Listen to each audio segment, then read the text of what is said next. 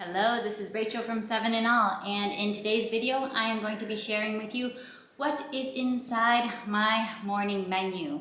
And morning menus are going to be a new thing that we're implementing as of this new school year that we're starting. My oldest is in first grade, and I felt like we were at a place where my kids were old enough for these to be valuable, for us to be able to start having these discussions.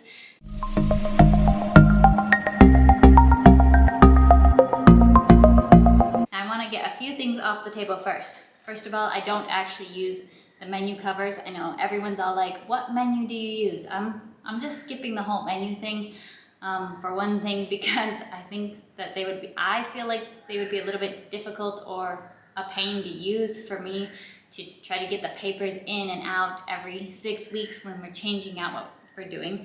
So I'm just using one of these things that's like a folder with plastic page protectors inside it.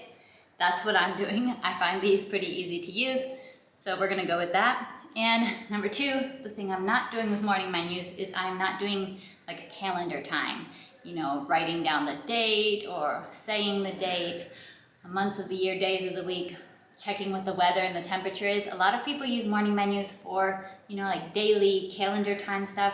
I'm not going to do that. One, because I just find that really boring. I do believe, hey, kids need to learn the months of the year, days of the week. We have memorized those. We've worked on those in math. I don't feel the need to go over it every day. Also, our weather never changes and our seasons never change. We live in the tropics. Weather is a very boring topic in the tropics. So we're not really going to be doing anything as far as that in the morning menus. I'm going to show you what is going to be in our menus, and I'm going to talk you through what I'm expecting my kids to get out of this, some of the teaching that I am going to do with these resources as we go through it. So let's take a look inside. Now, most of the resources you see in my morning menu do come from Gentle and Classical's Morning Virtues series. And these are from the Courage issue of Morning Virtues, which, fun fact, you can actually get the PDF of the Courage issue for free on their website. So I'm going to leave my link to their website down below. You can download the Courage issue. They have quite a few different issues in this series, which have the same type of printouts for your morning menu, just different poems, different songs.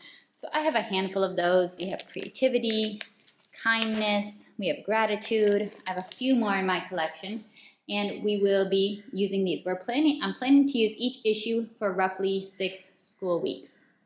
I feel like 6 school weeks will give us a pretty good amount of time to become familiar with the content in here. So in each issue, it begins with an affirmation, and it's themed around a certain virtue. So this is themed on courage.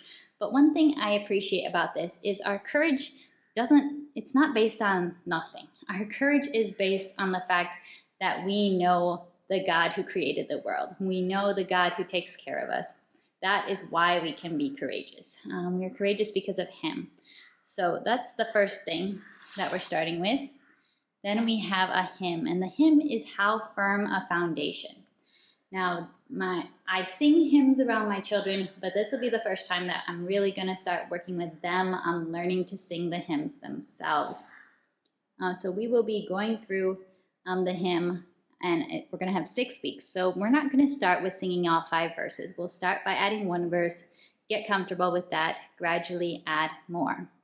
Our Bible passage is Psalm 27. Then we have a poem, See It Through. Now, with this longer Bible passage and with these poems, if I had older children, say 8, 9, 10 years old, I think it would be very reasonable to be expecting them to memorize these over the course of 6 weeks.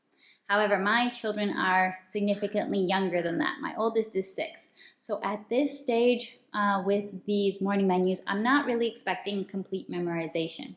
We will be memorizing a part of Psalm 27. I'm trying to remember if maybe it's the first 5 verses or so. We won't be focusing on memorizing the whole thing right now, just because it's developmentally at their current ages, that's a little bit long, that's a little bit much. And also with these types of poems, these are not going to be poems that we're memorizing at this stage in their lives. However, over 6 weeks, over reading it, rereading it, discussing it, I do want them to build familiarity with it, to have a sense of, hey, I know this poem, I know what it's about. As I'm reading this to my children, I'm not going to be just reading it, moving on.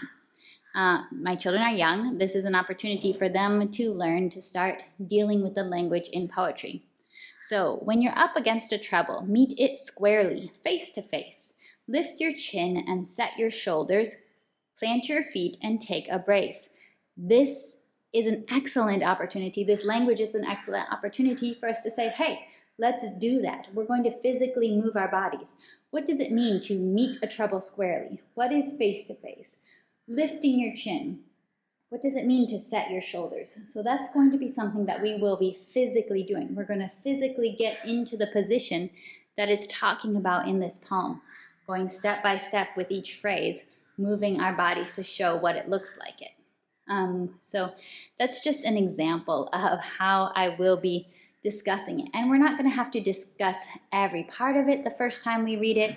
We'll probably go through it little by little. First time we read it, maybe we'll discuss this part. Second time, we'll discuss this part. Okay, what does it mean when the clouds are black? Black may be the clouds about you. That means it's stormy. Stormy weather, facing a storm in life, facing tough times. So we will be going through it, and over the course of 6 weeks, getting familiar with it. Again, with the sonnet, I'll look for opportunities to talk about things that may be challenging for them, but that I know they can understand with discussion. For example, here we have very nice poetic language, raven-winged night. Well, what's a raven? What color is a raven? A raven is dark. The wings of a raven are black. So basically, this is just describing the color of night, right? We know that night is black. This is a poetic way to describe the color of the night. So that's examples of little ways that we'll be working on comprehension. I'm not just gonna read it, move on, but I'm also not going to go on long exhortations and discussions about it, but we are going to seek to understand and build familiarity. Then we also have a folk song, and in this edition, the folk song is How Can I Keep From Singing? I did not actually know this folk song, so I've been listening to it and trying to learn it myself to help me with teaching it to my children. So we're not going to be doing all of these songs and poems every day. My plan for our morning time is to do one reading and one song from the English portion each day. So, and we'll just cycle through them. So we'll do the hymn and we'll do our Bible verses, or we'll do the hymn and we'll see it through, or we'll do the folk song and read the sonnet. That's how we will be rotating through that. I also put all of the art prints for our artist, who is Renoir, in the morning binder. And again, we're not going to be discussing all the art prints every day. I think you get roughly a week and a half or so to talk about one art print. So a couple times throughout that week, we will look at it, study it, have my kids describe it. I will get to read the information on the back of the print. But just for convenience, so that I'm not chasing things down, I went ahead and I put all the Renoir prints in the morning menu so that they're very easy to access, easy to find, and easy to review. So Renoir is going to be our artist for this 6-week period, and we have all of those to study. Then for the Spanish portion of our binder, for now, I always want to include Spanish songs and poetry that we can be learning and mastering as well. Since my son is doing Llamitas level 2, and he's going to be on one unit from Llamitas level 2 for 6 weeks, I thought that's perfect. We can pull in some of the songs from Llamitas for this. So for now, I have put in the 2 first songs you start learning as part of Llamitas, and I just copied this out of the lesson book, and it's copied in black and white because my printer ran out of colored ink for right now.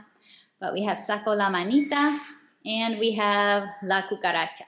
So you're going to notice the Spanish songs are not on the same level of complexity as the English ones because my children's language skills are not equal in both languages, and that's totally fine. We're working at the level where they're at, and these are realistic songs that they can learn and master in Spanish right now. So we'll be doing one English song, one English reading, and something in Spanish every day from our morning binder. I do plan to add a Spanish poem as well, but I need to find one, get one typed up, and that is a tour of our morning menus. Let me know if you have any questions or any comments how you use morning menus in your homeschool. Leave them down below. I'll see you next time for more nerdy homeschool videos. See ya!